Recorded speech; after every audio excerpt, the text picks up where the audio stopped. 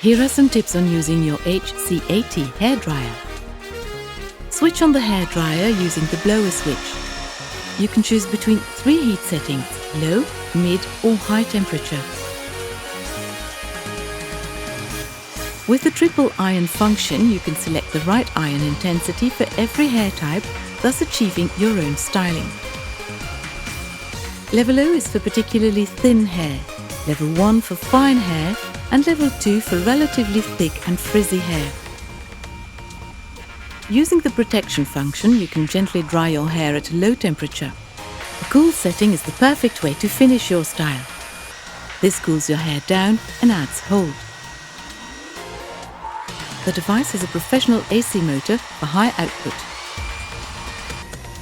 Dry and style your hair as desired. Always pull the mains plug out of the socket before cleaning the device. The casing and accessories can be cleaned using a soft, damp cloth. For detailed information, please pay attention to the instructions for use and safety notes. We hope you enjoy using your HC80 hairdryer from Beurer.